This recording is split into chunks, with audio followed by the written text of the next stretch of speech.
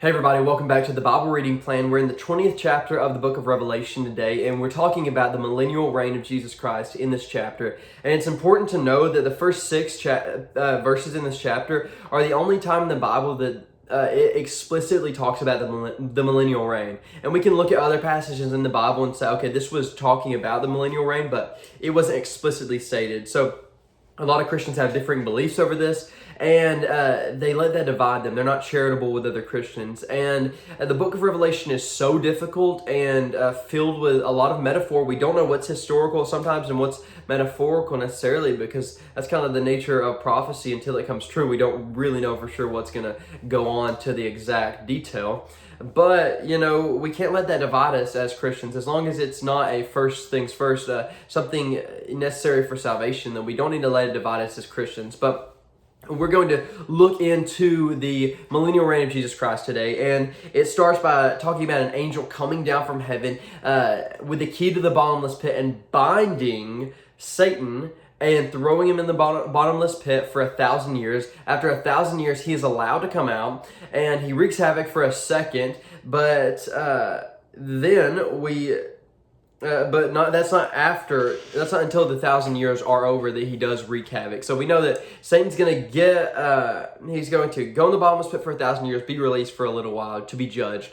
And during that 1,000 years, we see the martyrs are resurrected and they reign with Christ in this millennial reign. And after the millennial reign, the rest of Christians who weren't martyrs would be resurrected with Christ. And then we see the defeat of Satan in verse 7, and it says, "And when the 1,000 years are ended, Satan will be released from his prison and will come out to deceive the nations that are at the four corners of the earth, Gog and Magog, to gather them for battle. Their number is like the sand of the sea, and they marched up over the broad plain of the earth and surrounded the camp of the saints in the beloved city." But then it says, "But fire came from heaven and consumed them, and the devil who had deceived them was thrown into the lake of fire and sulfur, where the beast and the false prophet were, and they will be tormented day and night forever and forever." I hope Satan and his demons are listening to me right now, because I'm reminding them that they are going to be shut up. They are going to be judged for eternity. Their reign on this earth is not forever, and we see the defeat of Satan. Can you believe it? At the end of this book, we see the defeat of Satan, the prince of the power of the air, the lion that's prowling around seeking to devour, the one that's caused you so much grief in your life, the one that's taken people away from you, the one that is causing all of this evil in the world is going to be shut up by Jesus. And that's just an awesome image. But I want to spend the rest of my time here talking about these millennial beliefs, the millennial reign. So there's three main beliefs when it comes to the millennial reign. We have premillennial, we have postmillennial, and we have amillennial. And I'll try to get these correct, but I would encourage you to go somewhere and find someone smarter than me to really deep dive into this and decide for yourself. So premillennial is a popular belief. Keep in mind that all of these have had their heyday in Christian culture throughout the years, and there's people smarter than me to believe in all three of these. So a premillennial reign would be saying that Jesus' second return, his second coming, will come before the millennial reign. So it would look kind of like this. The church age is happening after the resurrection. Jesus comes down and he binds Satan, and the millennial reign starts for 1,000 years, and then Satan's released to be judged after that 1,000 years is up. So Jesus is coming before. And then a post-millennial would say, okay, Jesus, he dies, the church age happens, and then the millennial reign begins. And it begins with Satan being bound somehow by this angel.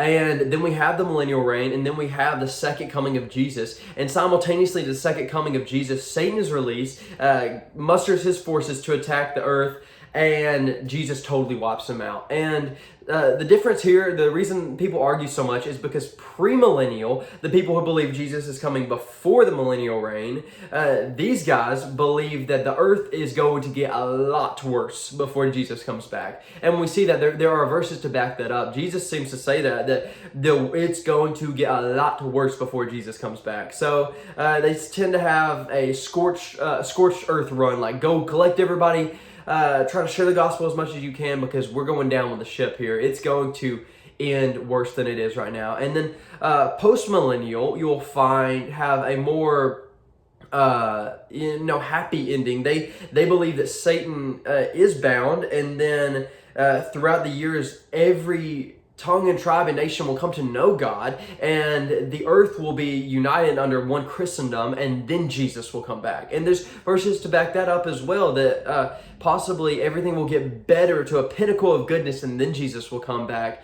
But we have also this third belief, which is amillennial, which is the belief that also has some very strong arguments that Jesus came down, he lived 33 years and died on the cross, and through his death, when he said, "It is finished," he bound Satan by his power, by his resurrection. He says, "I now have the keys to death and Hades" there, so it could be very possible that he bound Satan there. And then the church age, the age that we're living in, the last days, are the metaphorical 1,000-year reign of Christ. And then at the very end of the 1,000-year reign, that's when Satan is unbound, and we get victory through Jesus casting him into the lake of fire. Now, there are many criticisms to all of these. The premillennialist critiquer might say, okay, your view looks kind of like Jesus returns a third time. The post-millennial view might say, okay, there's a lot of verses that say everything's going to get worse before it gets better. How do you believe